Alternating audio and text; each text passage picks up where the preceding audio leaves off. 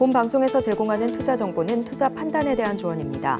방송에서 제공하는 주식의 가치, 가격 상승 및 하락에 대해서는 방송사에서 보장하지 않습니다.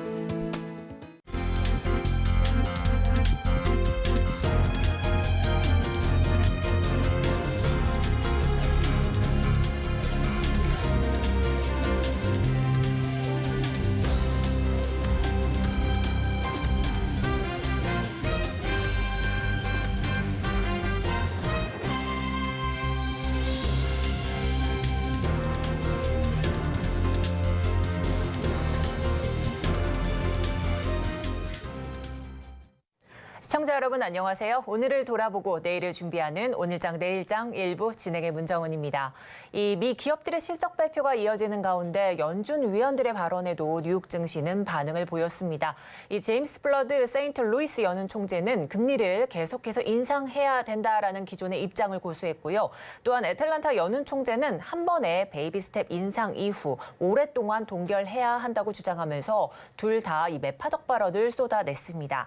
한편 견조한 실적을 나타낸 이 뱅크 오브 아메리카와 존슨앤존슨과는 반대로 이 골드만삭스는 예상보다 줄어든 영업 수익을 발표했습니다. 이런 상황 속 간밤 뉴욕 증시 S&P 500 지수만이 소폭 오르면서 혼조 마감한 모습인데요. 현재 국내 증시는 어제 하락분을 조금은 만회하면서 상승 중이긴 합니다. 하지만 보합권에 머물고 있기 때문에 계속 지켜보셔야 될 것 같습니다. 오늘도 장 마감까지 저희 방송과 함께 성공 투자 전략 가득 담아가셨으면 좋겠습니다. 본 방송에서 제공하는 정보는 투자 판단에 대한 조언일 뿐 해당 주식의 가치와 수익률은 보장하지 않습니다. 아울러 서울경제TV, 서울경제신문은 당사의 브랜드입니다. 최근 당사를 사칭하는 피해가 늘고 있으니 각별히 유의하시기 바랍니다. 또한 저희 방송 생방송 유튜브로도 만나보실 수 있습니다. 유튜브에서 서울경제TV 검색하셔서 들어오시면 실시간 댓글 참여 가능합니다. 여러분들 많은 의견 남겨주시길 바랍니다. 그럼 본격적으로 오늘장 내일장 일부 이 시각 보도본부로 출발해 보도록 하겠습니다. 앞서 살펴본 헤드라인 몇 가지를 심층적으로 다뤄볼 텐데요. 오늘은 보도국 이호진 기자 나와 있습니다. 안녕하세요. 안녕하세요. 네, 그럼 첫 소식부터 살펴보도록 하겠습니다. 이 미국의 인플레이션 감축법 IRA 법안에 대한 잡음이 조금 끊이질 않고 있는 상황이죠. 어제 미 하원에서 이 IRA 법안에 허점이 좀 발견됐다 이런 주장이 제기되고 있는데 어떤 내용일까요? 네, IRA가 오히려 중국에게 도움이 되고 있다는 주장이 미 하원에서 제기됐습니다. 제도상 허점으로 인해 미국인의 세금이 중국으로 흘러들어가고 있다는 주장입니다. 인플레이션 감축법은 조 바이든 행정부가 미국의 전기차 보급을 확대하기 위해 발의한 법안입니다. 미국은 지난해 IRA를 통해 북미에서 생산된 전기차에만 최대 7,500달러의 보조금을 지급하도록 조치했습니다. 하지만 제이슨 스미스 미 하원 세입위원회 위원장은 현지 시간 18일 IRA의 전기차 보조금 덕분에 미국인의 세금이 포드와 손을 잡은 중국 기업 및 잠재적 우려 대상인 해외 기관에 흘러 들어가게 됐다는 비판을 내놨습니다.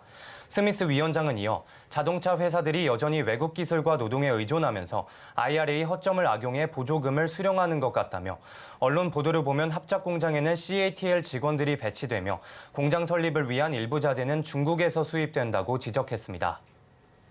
네, 이 미국 기업이 경쟁관계 국가 기업과 미국 내 합작, 이 법인을 설립해 발생한 문제인 것 같긴 한데요. 합작 법인에 대한 별도 규정은 없는 상황인가요? 네, 지난달 30일 발표된 IRA 세부 지침을 보면 전기차를 북미에서 최종 조립했더라도 북미에서 제조 조립한 배터리 부품을 일정 정도 이상 사용하거나 미국 혹은 FTA 국가에서 채공 가구란 핵심 광물의 일정 부분 이상을 사용해야 지원금이 지급됩니다. 하지만 아직 미국 기업이 타국가의 기업과 미국 내에서 합작법인을 설립한 경우에 대한 별도 규정은 없는 상황입니다. 이 때문에 포드는 전기차 차량 보조금을 지급받기 위해 올해 초 CATL과 미시건주에 전기차 배터리 합작 공장을 건립하겠다고 발표했습니다. 블룸버그 통신에 따르면 테슬라 역시 CATL과 배터리 공장을 설립하는 방안을 추진 중입니다. 네, 끊이지 않고 나오는 이 IRA 법안에 대한 잡음 좀 살펴봤습니다. 다음 소식입니다. 이 고용이 얼마나 늘었는지 나타내는 이 고용 탄성치가 급락했다고 하는데 얼마나 떨어진 건가요? 네, 한국은행은 오늘 올해 고용 탄성치가 전년 대비 3분의 1 수준으로 급락했다고 발표했습니다. 한국은행은 올해 고용 탄성치를 0.312로 추정했는데 올해 경제 성장률이 1%대로 예상되기 때문에 고용 없는 저성장이 예상됩니다. 고용 탄성치는 취업자 증가율을 경제 성장률로 나눈 값으로 경제 성장이 일자리 창출로 이어지는 정도를 알려주는 지표입니다. 지난해 고용 증가를 이끌었던 IT 부분이 위축되고 있고 경기 부진 등으로 대면 서비스업 회복 속도도 빠르지 않기 때문에 올해 일자리 확대가 크지 않을 것이라는 분석입니다. 네, 이렇게 일자리 창출이 어려워지게 된다면 이 고용 시장에 신규로 진입하는 사람들에게도 부정적으로 영향이 조금 초래될 것 같은데요. 이 고용 탄성치가 낮으면 어떤 문제들이 발생되나요? 네, 사실 고용 탄성치가 높다고 해서 무조건 좋은 것은 아닙니다. 고용 탄성치는 통상 개발도상국 수준에선 높았다가 경제 발전과 함께 떨어지는 경향이 있습니다. 주력 산업이 노동 집약적 산업에서 자본, 기술 집약적 사업으로 변화되기 때문입니다. 문제는 올해의 경우 경제 성장률 역시 추락하고 있다는 점입니다.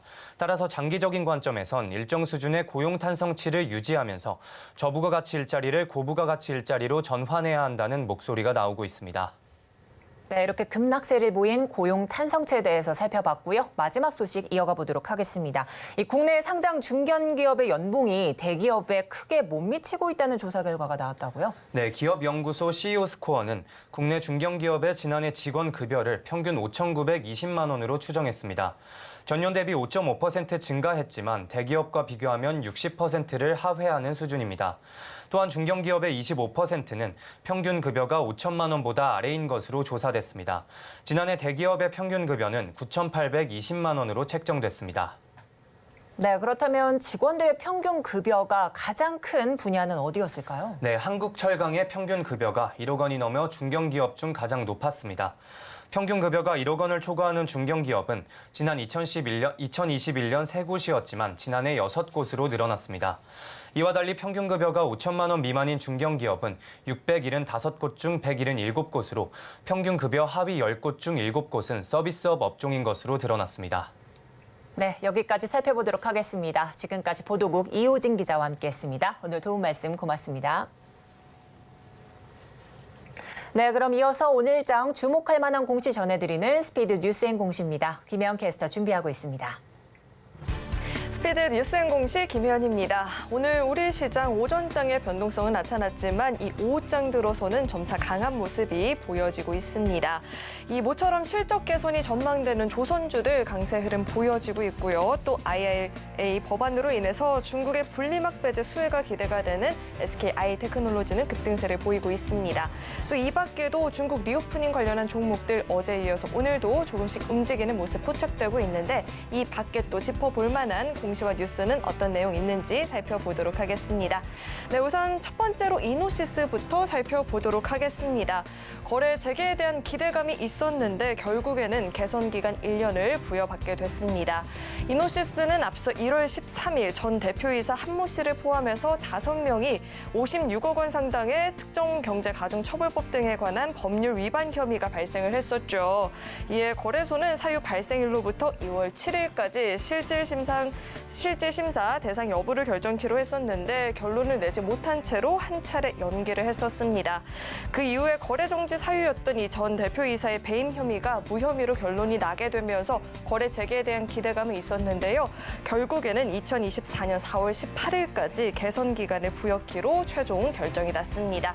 네, 이어서 삼형 ENC도 살펴보겠습니다. 네, 통신장비 공급 계약 체결했다라는 공시가 나왔습니다. 수산업협동조합 중앙회와 2023년 해상 디지털 통신장비 제조 구매 설치 계약을 체결했다라는 공시를 내놨습니다. 계약 금액은 16억 3,636만 원으로 이는 2022년 매출 대비 5.1%에 해당하는 규모이고요. 계약 기간은 12월 22일까지라고 합니다. 네, 이어서 칩셋 미디어도 살펴보겠습니다. 네, 칩셋 미디어가 AI 성장에 힘입어서 두 자릿수의 성장세를 기록했다라는 소식이 전해지고 있습니다.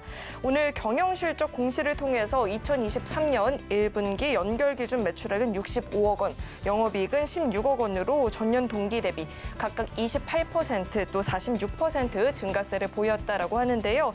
이러한 호실적의 배경에는 인공지능 산업용 데이터 센터 내의 영상 처리 수요 증가에 따른 GPU 그래픽 처리용 반도체 칩 그리고 그리고 AI 반도체 칩 라이선스 증가 때문이라고 덧붙였습니다. 네, 이어서 삼성전자 살펴보겠습니다. 네, 지난해 4분기 이 애플에게 세계 스마트폰 점유율 1위를 내어줬던 이 삼성전자가 이번에 갤럭시 S23 판매 호조에 힘입어서 1분기 1위 자리를 되찾았다는 소식이 전해지고 있습니다. 네, 시장 조사 업체 카닐리스의 1분기 세계 스마트폰 출하량 보고서에 따르면 삼성전자의 세계 시장 점유율은 22%로 애플의 1%포인트 차이로 앞서게 됐습니다. 또한 삼성전자가 전 분기 대비 회복세를 보였던 유일한 선두 업체라고도 덧붙였는데요. 다만 지난해 1분기 점유율과 대비해서는 2%포인트 점유율이 하락을 했기 때문에 마냥 안심을 할 순 없다라는 분석들도 나오고 있습니다. 네, 지금까지 시장의 핵심 공시적 뉴스들 살펴봤습니다. 스피드 뉴스앤공시 김혜연이었습니다.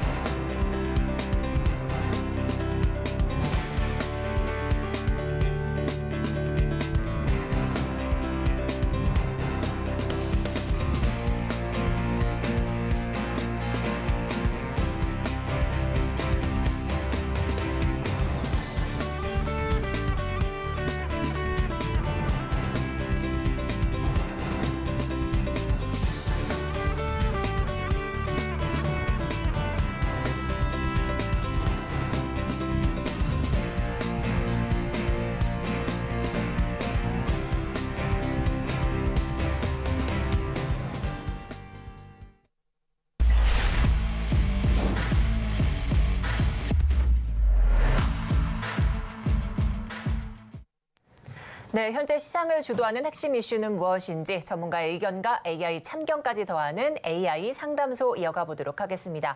오늘은 리워드홀딩스 김성훈 이사님 나와 계십니다. 어서 오세요. 안녕하십니까?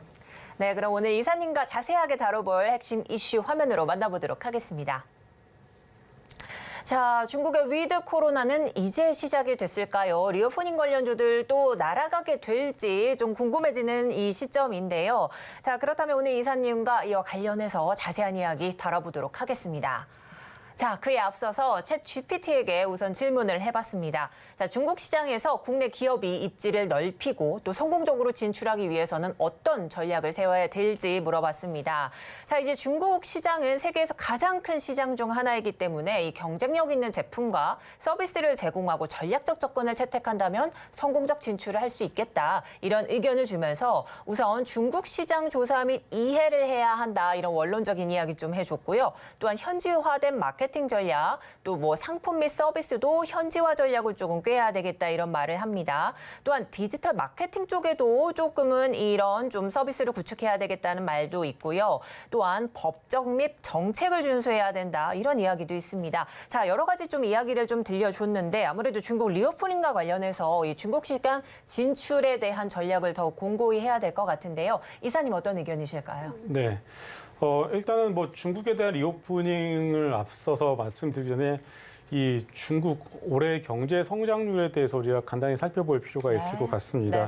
네네. 일단 중국 시장 팬데믹을 참 오랫동안 이제 거치면서 소위 말해서 중국인 분들이 돈을 쓰지를 못했습니다. 네. 그러면서 이 가계 저축률이 사상 최대치를 이제 경신을 이제 하고 있는 상황이죠. 네. 그러다 보니까 소비 여력이 전 세계 어느 국가를 이제 비교해봐도 네. 가장 최고의 소비력을 현재 가지고 있다라고 보셔도 좋을 것 같습니다. 네. 일단 뭐 화면에 보시게 되면은 왼쪽은 중국의 소매 판매고 오른쪽은 중국의 가계 예금 네. 추이인데요. 가계 예금만 놓고 보셔도 좀 역대 최대치를 보이고 있다는 것을 볼 수가 있고요. 네. 소매 판매 지수 역시도 2022년도 코로나 팬데믹을 거치면서 바닥을 찍고 나서 네. 올해 들어서 가파르게 올라가는 것을 볼 수가 있습니다. 네. 어제 발표된 중국의 이제 GDP 수치만 네. 놓고 보시더라도 4%가 예상치였는데 그것을 넘어서는 4.5%를 발표를 했습니다. 네. 그리고 골드만삭스의 경우에도 일단은 경제 성장률 추이를 중국 정부 공산당은 올해 네. 상당히 좀 보수적으로 잡지 않았겠습니까? 하지만 골드만삭스의 경우는 상당히 좀 적극적으로 한 5% 이상의 경제 성장률을 현재 잡고 있다라고 좀 봐야 될 것 같습니다. 그래서 네. 일단 뭐 전 세계적으로 지금 뭐 얼마 전 연준에서도 네. 회의록을 보시게 되면은 마일드한 경기 침체를 얘기를 하고 있지 않겠습니까? 우리나라도 네네. 경기 둔화에 대한 얘기들이 아직까지가 나오고 있는 상황인데 네. 유일하게 성장을 할 수 있는 국가가 중국이고 그렇다면은 전 세계 경기 침체, 경기 둔화를 살릴 수 있는, 떠받칠 수 있는 나라가 중국이다라는 것을 봤을 때 중국의 경제 성장률은 중국 시장뿐만 아니라 전 세계 증시를 떠받칠 수 있는 상당히 중요한 어떤 포인트가 되지 않나 이렇게 좀 보고 있습니다. 네, 이 중국 시장률, 성장률은 이 중국 시장뿐만 아니라 전 세계 시장을 조금 움직일 것 같다 이런 말씀까지 조금 해주시면서 현재 뭐 가계 대출, 뭐 가계 저축, 이 예금이 사상 최대치를 좀 기록한 중국 상황도 이렇게 조금 살펴주셨습니다. 이 중국발 좀 훈풍해요. 또한 이 섹터들도 움직임을 보였는데 이 화장품, 철강주 등 다양한 섹터들이 좀 반응을 하고 있습니다. 이 중국 리오프닝 영향 때문으로 풀이가 되는데 그렇다면 이런 주요 섹터들 움직임부터 살펴주신다면요. 네. 여러 섹터들이 있겠습니다만은 우리가 2014, 15년도를 떠오르게 된다면 화장품을 먼저 얘기를 할 수가 있을 것 같습니다. 화장품 같은 경우에는 2010년도 저점 대비해서 거의 더블 이상 올라온 상황이고요. 네네. 그리고 카지노도 마찬가지고 면세점의 경우에도 일단 뭐 그 속도 자체가 그렇게 빠르지는 않습니다만 일단 바닥을 찍었다라고 봐도 무방할 것 같습니다. 그리고 이제 철강주들의 경우에도 뭐 철강주뿐만이 아니라 전반적인 어떤 굴삭기도 그렇고요. 그리고 시클리컬 업체를 다 아울러서 말씀을 드리게 되면은 이런 것들도 결국 바닥을 잡고서 돌아서는 모습들이 하나둘씩 확인이 되어 가고 있다라고 좀 봐야 될 것 같습니다. 그래서 우리가 이 안에서 어떤 섹터를 그래도 좀 주된 어떤 소비 섹터 혹은 시클리컬에서 어떤 섹터를 주된 어떤 주도 섹터로 봐야 될지는 또 이제 추가적으로 얘기를 하면서 살펴보도록 하겠습니다. 네, 그렇습니다. 자, 이제 대표적으로 뭐 화장품 관련주들이 원래 중국 리오프닝 관련주 이슈가 나올 때마다 가장 큰 조금 움직임을 보였고요. 또한 이사님께서 살펴주신 것처럼 카지노 관련주들도 조금 움직임을 보이고 있는 상황입니다. 자, 그렇다면 조금 더 좀 좁혀서 좀 살펴보겠습니다. 화장품주는요, 최근 중국 자국 브랜드 공세 입지가 조금 좁아지는 듯합니다. 지난 광군제에서도 K뷰티 이렇게 좀 폭발적인 성과는 조금 없었었는데 이 결과로 LG 생활건강 또 아모레퍼시픽은 럭셔리 브랜드 이미지를 좀 구축하겠다 이런 선포까지를 했죠. 자, 근데 중국 내 자국 브랜드 선호 현상 때문에 이 K뷰티 판도가 좀 변하고 있는데 이 시점 어떤 화장품주에 좀 관심을 가져야 될까요? 네. 일단 뭐 중국 내에서 이제는 더 이상 LG 생활건강 그리고 아모레퍼시픽의 입지가 말씀하신 것처럼 그렇게 높지는 않은 것 같습니다. 중국 자국 브랜드의 화장품의 어떤 그런 품질력과 브랜드력이 상당히 많이 올라와 있는 상황이고요. 그렇죠. 네. 그리고 중국 분들의 눈높이도 많이 올라와 있기 때문에 이제는 더 이상 우리나라 화장품을 좀 럭셔리 브랜드로 이제 취급하지는 않고 있고요. 뭐 그 이상의 어떤 뭐 에스테로더나 시쉐이도나 이런 어떻게 여러분들 잘 아시는 그런 럭셔리 브랜드들을 더 선호하시지 우리나라의 어떤 제품들 뭐 과거에는 이 훌을 사기 위해서 일생활 건강의 훌을 사기 위해서 줄을 정말 많이 섰는데 더 이상 이제 그런 모습을 찾기는 쉽지는 않을 것 같습니다. 네. 하지만 이제 색조의 경우는 조금 달라지는 것 같습니다. 팬데믹을 거치면서 이 K 콘텐츠, 이 K 어떤 뭐 드라마 이런 것들이 워낙에 또 가파르게 확산이 되다 보니까 이 유튜브를 보시게 되면은 해외 유튜버 분들 그리고 해외 분들이 우리나라 여성분들을 보실 때 두 가지를 본다라고 합니다. 첫 번째는 화장을 어떻게 하는지를 상당히 좀 관심 있게 보시고 두 번째는 성형 여부에 대해서 그렇게 많은 관심을 가지신다고 하더라고요. 그렇기 때문에 이제 우리나라를 방문하시는 관광객분들을 보시게 되면 성형 웹을 통해서 성형외과를 예약하시는 분들이 상당히 좀 많이 폭증하는 어떤 그런 모습들을 보여주고 있고 그렇기 때문에 최근에 미용 의료기기 관련주들의 주가 역시 또 오늘도 뭐 다시 한번 윈텍, 비료 같은 종목들이 다시 한번 52 신고가를 기록하는 모습을 여러분들 확인할 수 있지 않겠습니까? 그리고 이제 이 화장법 같은 경우에는 이제 색조를 저는 말씀을 드리고 싶습니다. 결국 화장법에 대한 것은 그 기초가 아니라 이제 색조에 대한 그렇죠. 부분들 아니겠습니까? 네네. 그래서 CNC 인터내셔널 그리고 IPML SC 같은 종목들이 다른 어떤 기초 제품들보다는 주가 측면 놓고 봤을 때 상당히 좀 맞아요. 좋은 흐름들을 보여주고 있다 이렇게 좀 봐야 될 것 같습니다. 그래서 네. 일단 기초보다는 그리고 대형주들 뭐 LG 생활건강 그리고 뭐 아모레퍼시픽 이런 종목들보다는 조금 작지만 뭐 클리오 같은 그런 색조 화장품 위주로 여러분들 보실 필요가 있지 않나 이렇게 생각을 하고 있고요. 네. 그리고 좀 더 큰 종목이지만 저는 CJ에 대해서도 한번 말씀을 드리고 CJ, 싶습니다. 네. 물론 CJ는 지주사입니다. 그리고 네. 실적의 대부분을 CJ 제일제당에서 가지고 온 것 사실인데요. 그렇죠. 명동 CJ 올리브영 한번 여러분들 가보시면 좋을 것 같습니다. 오. 명동 가보시면 네. 미샤도 있고요. 네네. 그리고 CJ 올리브영도 있는데 네.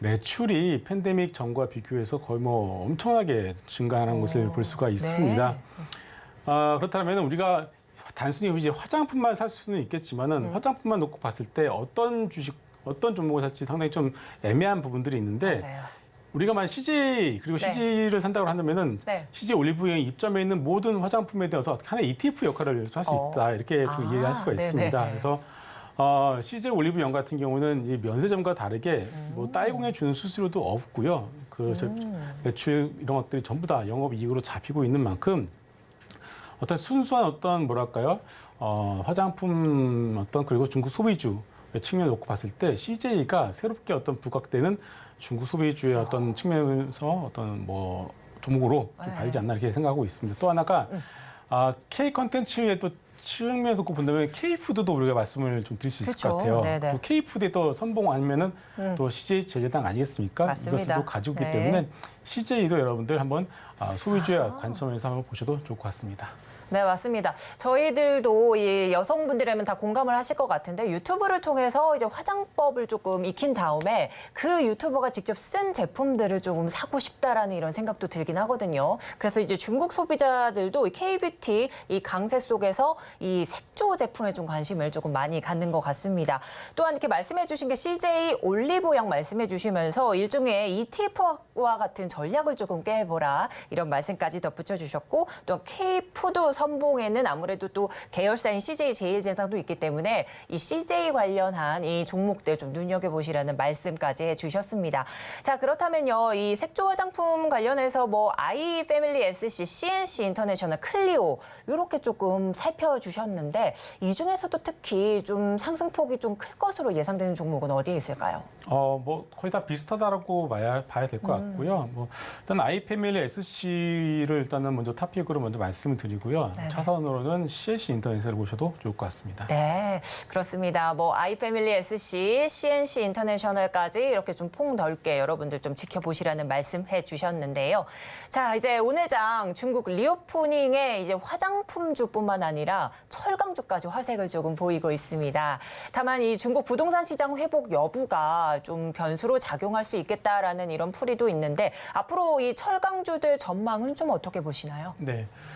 철강주들이 최근에 좀 여러 가지 노이즈들이 있습니다. 네. 오늘 같은 경우는 EU 의회에서 탄소 국경세를 통과를 하면서 좀 노이즈가 있었고요. 그리고 뭐 우리나라가 너무 전기료가 싸다 보니까 이런 것들이 실질적인 보조금이다라는 얘기들도 나왔습니다.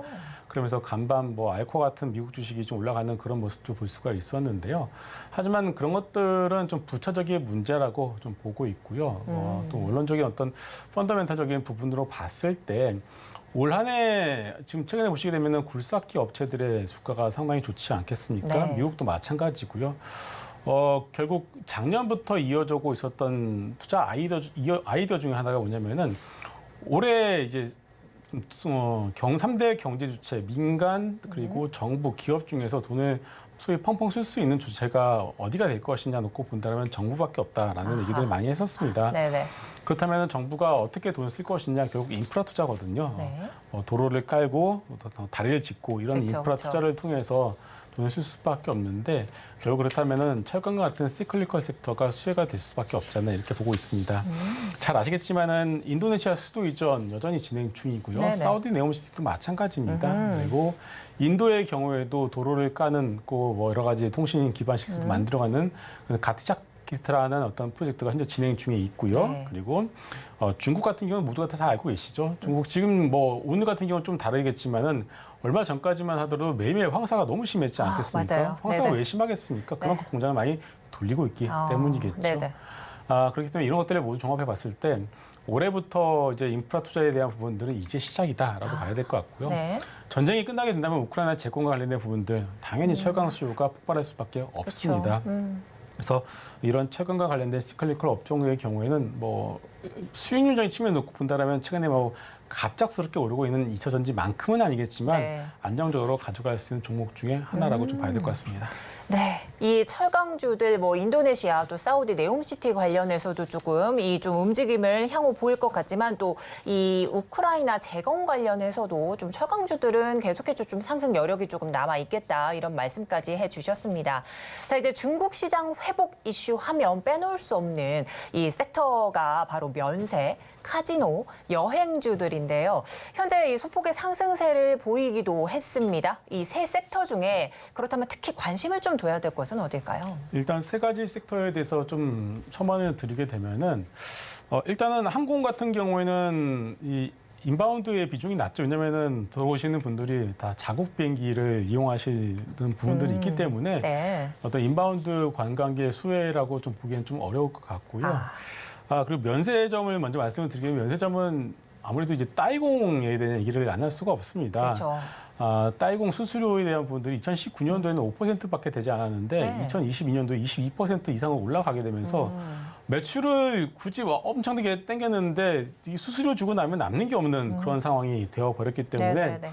이 면세점들 입장에서는 이건 따이공의 소리 되었다. 뭐 정말 따이공 얘기도 꺼내지 말라라는 얘기들을 많이 하시더라고요. 네. 그런데 오늘 나온 뉴스를 보니까 이제 따이공 수수료를 좀 정상화시키겠다라는 뉴스가 좀 나오는 것 같습니다. 네. 일단 지금부터 이제 모르겠습니다만은 이런 단체가 허용됐을 때 과연 지금 어떤 이런 헤게모니를 따이공들이 가져가느냐 아니면 면세점이 가져가느냐라는 측면 놓고 봤을 때는 만약에 우리나라에 정말 잘 팔리는 물건, 옛날처럼 화장품이라든가 네. 어떤 아이템이 있어서 정말 이 제품을 못 사서 못 빼기는 그런 상황이라면은 당연히 우리나라가 좀 더 헤게모니를 가져갈 수가 있겠습니다만은 그렇죠. 지금 상황은 그런 상황까지는 아닌 것 같습니다. 네. 아직까지 그래서 지금 헤게모니를 우리나라 면세점이 가져가기보다는 아무래도 따이공 수수료를 정상화한다고 하더라도 네. 결국은 손님들을 끌고 오는 따이공들이 좀 더 우위를 가져갈 협상력에서 우위를 가져갈 가능성이 좀 더 높지 않나 이렇게 보고 있기 때문에 네. 면세점의 경우에는 투자의 어떤 대상을 봤을 때 약간 좀 중립적 관점으로 다시 한번 말씀을 드리겠고요. 마지막으로 카지노를 말씀을 드리게 되면은 카지노 같은 경우는 리오프닝 초기에 는 좀 더 주목을 받았었습니다. 근데 잘 아시겠지만은 최근 들어서 주가의 탄력성이 상당히 좀 떨어지고 있는 것을 느낄 수가 네네. 있어요. 왜냐면은 태국과 일본에서도 이제 본격적으로 카지노 리조트 단지를 대규모로 추진을 하고 있다라는 뉴스가 나오고 있습니다. 네.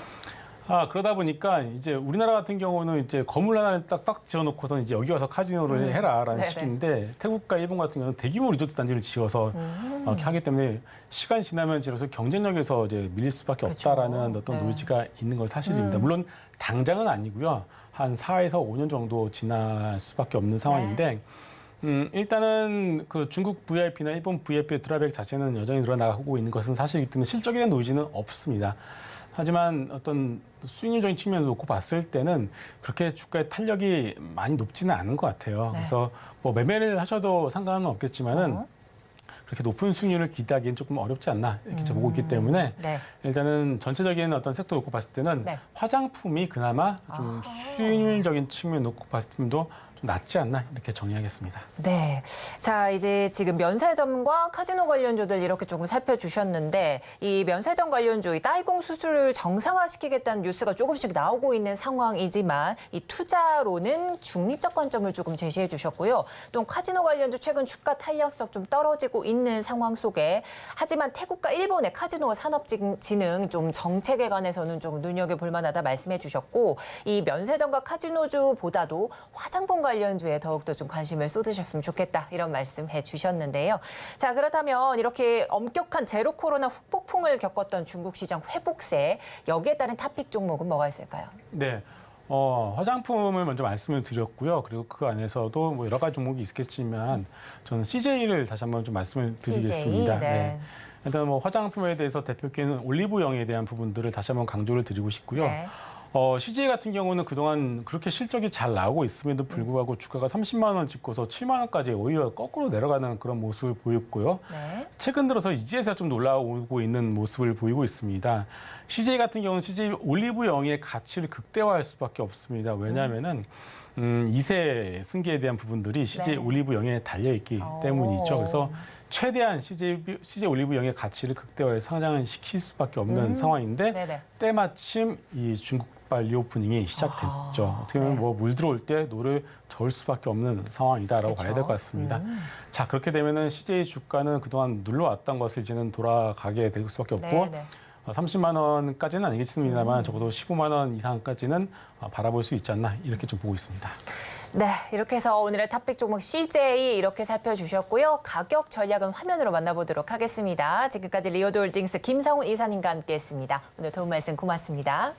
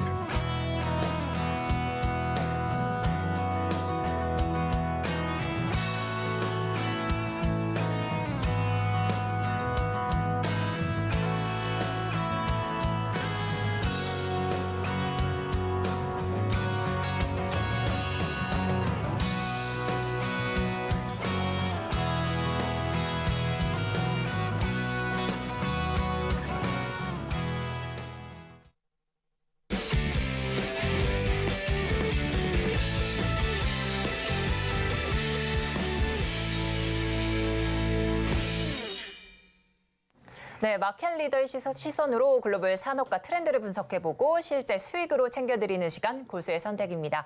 오늘은 통통 튀는 배종찬 소장님의 시각으로 통통한 전략 채워드리도록 하겠습니다. 모셔보겠습니다. 안녕하세요. 안녕하십니까. 통통이 배종찬입니다. 네, 반갑습니다. 자, 그렇다면 소장님 오늘 네. 좀 자세하게 다뤄볼 주제를 화면으로 먼저 만나보도록 네. 하겠습니다. 자, 이 정도면 좀비 전지 아닐까요? 자, 2차 전지 어디까지 오를까? 그 오름세가 심상치 않습니다. 자, 관련 이야기를 좀 자세하게 나눠보도록 하겠습니다. 네. 자, 이제 본격적인 이 2차 전지 세부 전략에 앞서서요. 지난 시간 다뤄본 이 미 도감청 의혹 그리고 IRA 세부 지침부터 따져봐야 될 것 같습니다. 자, 이렇게 화면을 한번 보시면요. 미국 보조금 지급 차종이 이제 뭐 거의 미국 차입니다. 미국 네. 6개 브랜드 16개 차종에 한해서 됐고 우리나라 뭐 현대차, 기아차는 제외가 된 상황인데 그렇습니다. 자, 그런데 소장님께서 이번 도감청 이슈로 한미 정상회담에서 우리 쪽이 좀 유리하게 조금 우위를 좀 점하지 않을까 이렇게 조금 점쳐주셨고 네. 근데 최근 미국은 보조금 지원 명단에서 현대차, 기아를 제외했습니다. 자, 그리고 또 대통령실 한번 다음 장 한번 보도록 하겠습니다. 자, 이제 우리 전기차 수출에 대해서 큰 타격은 없을 것이다라는 이런 조금 평가도 내놨는데 실제로도 좀 그럴까 좀 궁금한데요. 그러니까 우리의 기준이 어디에 있느냐가 중요하겠죠. 네. 그러니까 이제 우선적으로 말씀드릴 부분은 앞서 보셨던 그 표를 한번 더 보면 좋겠는데 자, 이 IRA법이 우선 우리가 투자자들이 또 시청자분들이 우리 서울경제 TV 예청자분들이 먼저 네. 인식을 하셔야 될 부분은 미국 법은 미국 기업이 우선이에요. 아무래도요. 그러니까 네. 미국 퍼스트입니다. 중국은 중국 퍼스트, 유럽은 유럽 퍼스트, 그쵸. 한국은 또 한국 퍼스트겠죠. 그러니까 네네. 이 인식에서 흔들려서는 안 됩니다. 그러니까 이건 기본이에요. 그러니까 이것도 보면은 미국 차죠. 미국 차 말고 그죠? 없잖아요. 네. 그러니까 우리나라를 일본에 비해서 또는 다른 카 메이커, 다른 국가의 생산차와 비교를 해서 국가와 비교를 해서 우리에게 불이익을 주고 있다. 그러면 그건 우리가 절대로 가만히 있지 못할 그런 사안이겠죠. 그렇죠. 근데 이 IRA법은 7,500불이니까 우리 돈으로 거의 한 1,000만 원 됩니다. 네. 자동차의 가격이 확 달라지겠죠. 네네. 그런데 미국 차가 우선이죠. 그렇죠. 그러니까 이 법 자체가 우선적으로 미국이 우선이다. 이럴 때 여러분들이 보셔야 될 건 뭐냐면 투자자 관점 이런 거예요. 네. 자, 우리가 크게 현대차 또 전기차가 타격을 받느냐? 네. 그런 건 또 아니에요. 오. 왜냐하면은 상대적으로 우리와 경쟁하고 있는 미국 차도 있겠지만 그건 미국 우선주의에서 그렇죠. 우리가 또 그건 뭐 감안해야 되는 거고. 네. 근데 일본 차량이나 이런 차량들, 이른바 미국으로 봤을 때는 수입되는 차량과 비교를 했을 때 우리가 뭔가 불이익을 당하고 있냐. 그렇지는 않다라는 것을 최상목 경제수석이 강조를 하는 거죠. 네. 그리고 또 하나, 여러분들.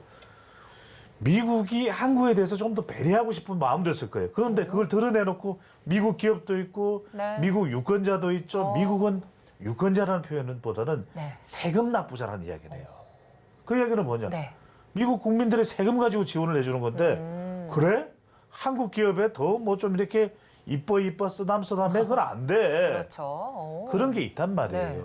그거는 기본적이고 상식이기 때문에 그런 건 다 어떻게 처리돼요? 그런 건 물 밑에서 처리가 되죠. 물 밑에서. 물 밑에서 네네. 처리가 되는 거예요. 네네. 그러니까 그런 건 드러내지 않아요. 그쵸. 공개하지 않아요.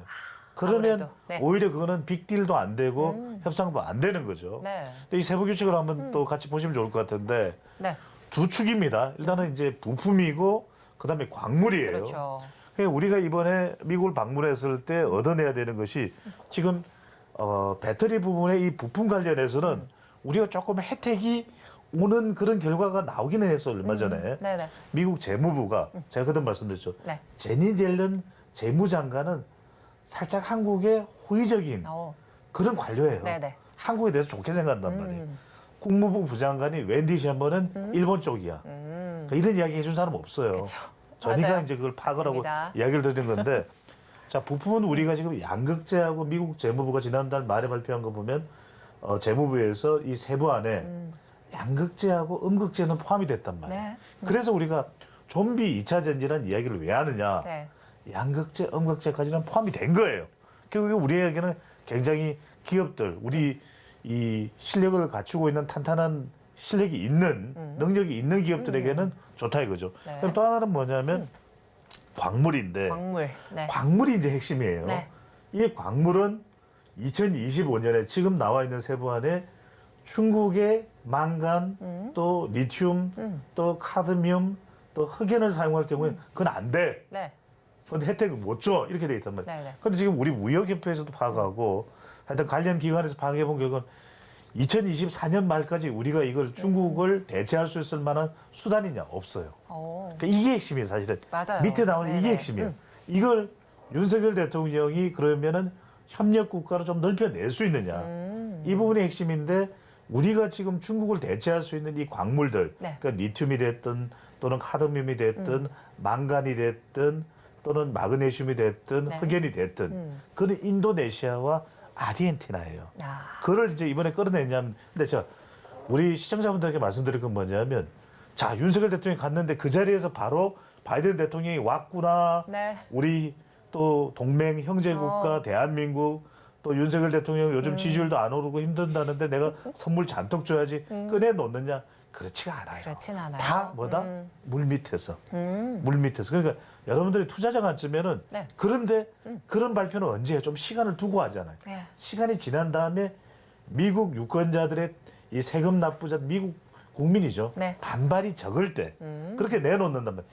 이야기는 이미 정상회담 무력 주면 다 끝내놓는 거죠. 네. 오. 근데 이미 미국 사람들이 뉴욕 타임스나 워싱턴 포스트를 통해서 또는 LA 타임스를 통해서 알게 될 때는 이미 투자자들은 늦은 거잖아요. 네. 그래서 저는 뭐냐. 네. 그런 이런 프로토콜 자체를 여러분들이 알 필요가 외교라는 건요. 네. 막 드러내고 하지 않아요. 오. 근데 자꾸 우리가 외교에서 뭐가 이야기를 했는데 그게 공개가 됐다 어쩐다 그렇게 진행되는 게 아니에요. 이후에 보는 게 아니라. 그렇죠. 네. 우리가 미국의 외교, 또 일본의 외교, 중국의 외교를 다 이 간파해야 이런 속성을 읽을 수 있는데, 네. 자, 제일 앞에 우리가 보여줬던 그 그래프를 한번 돌아가 보세요. 네. 이게 중요합니다. 자, 자, 미국 차가 지금 지원을 받고 있는데 여기 핵심은 뭐냐?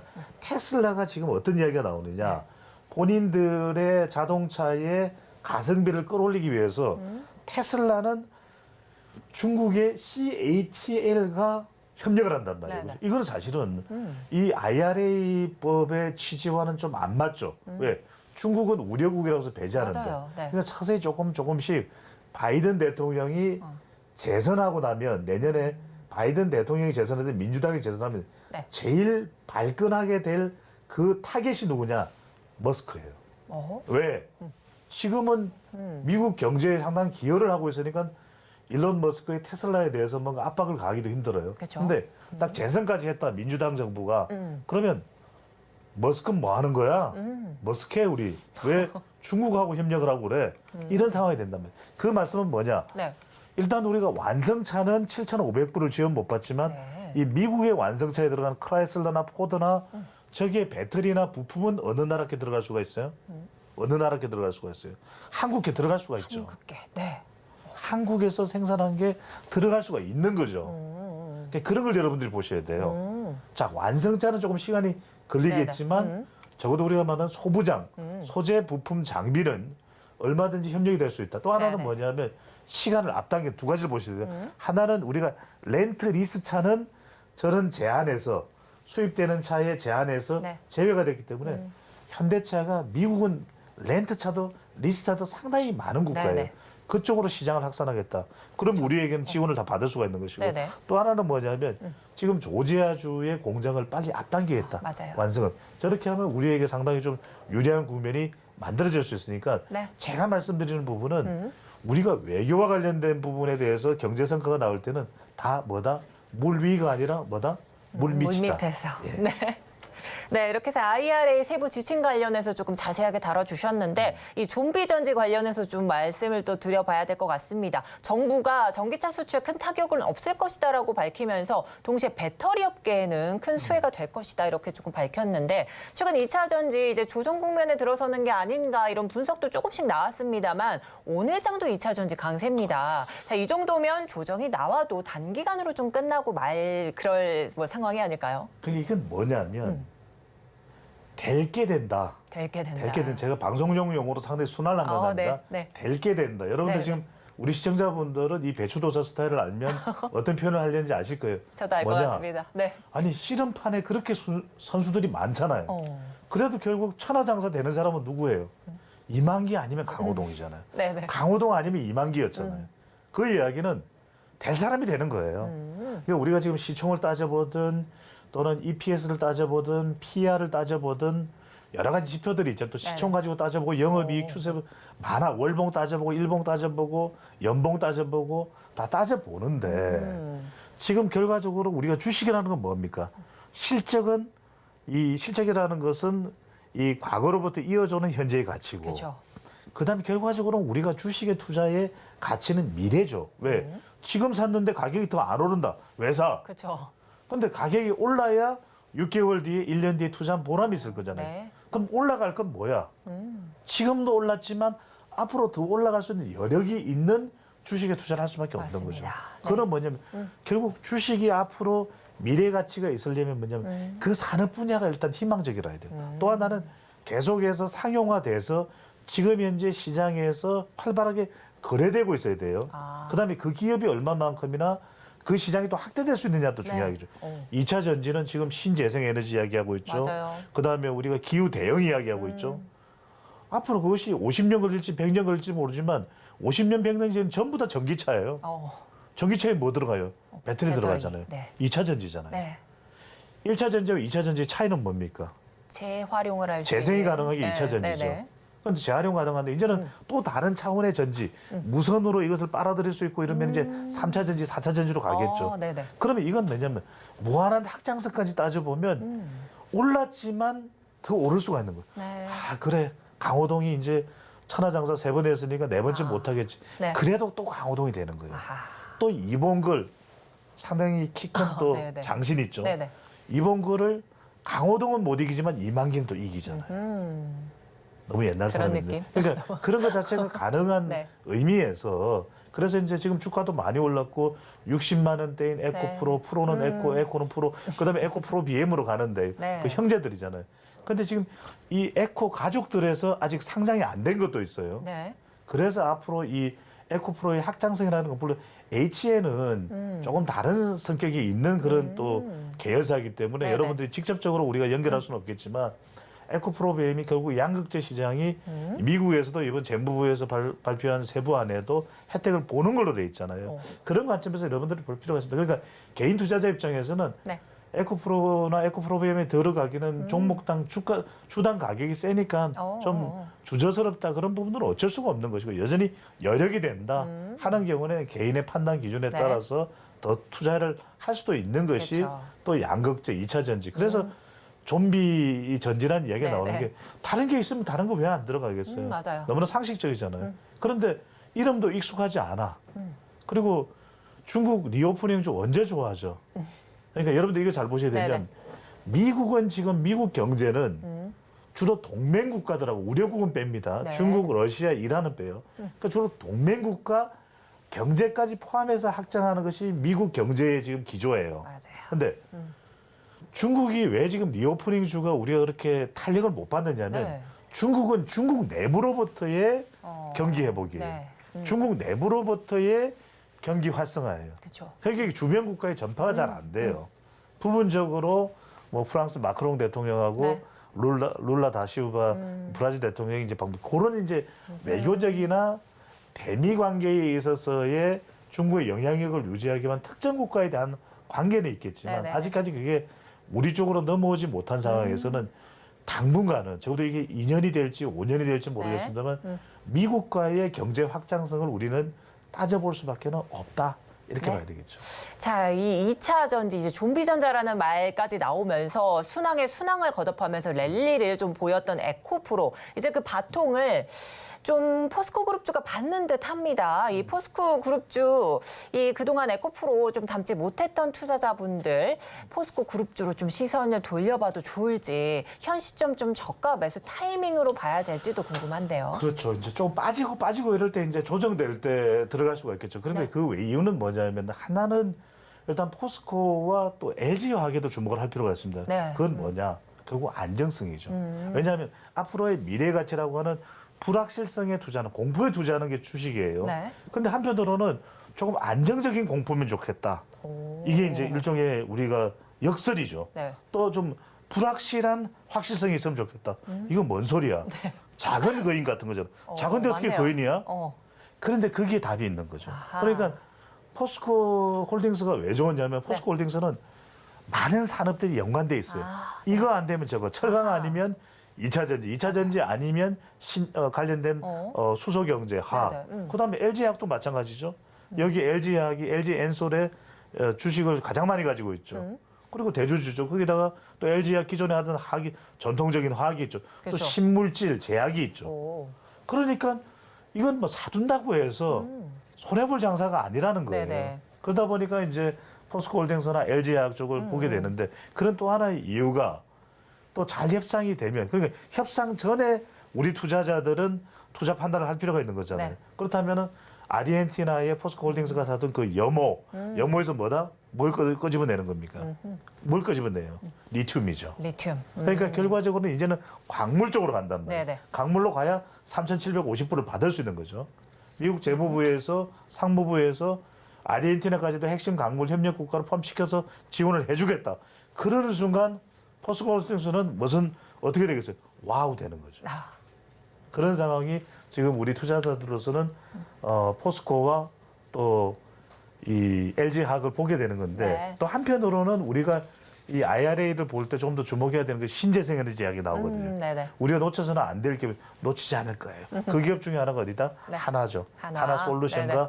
OCI를 봐둬라. 어허. 네. 자, 이렇게 해서 하나와 OCI 주목하라 말씀까지 덧붙여 주셨습니다. 오늘 말씀 여기까지 듣도록 하겠고요. 지금까지 인사이트 K 배종찬 소장님과 함께했습니다. 오늘도 말씀 고맙습니다. 감사합니다.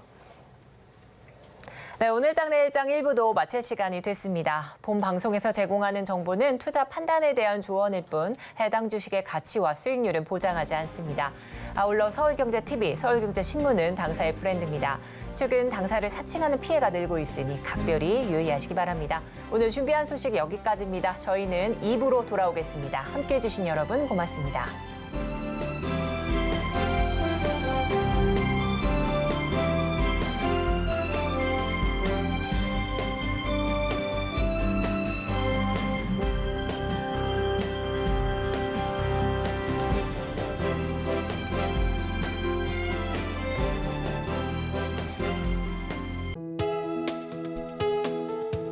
본 방송에서 제공하는 투자 정보는 투자 판단에 대한 조언입니다. 방송에서 제공하는 주식의 가치, 가격 상승 및 하락에 대해서는 방송사에서 보장하지 않습니다.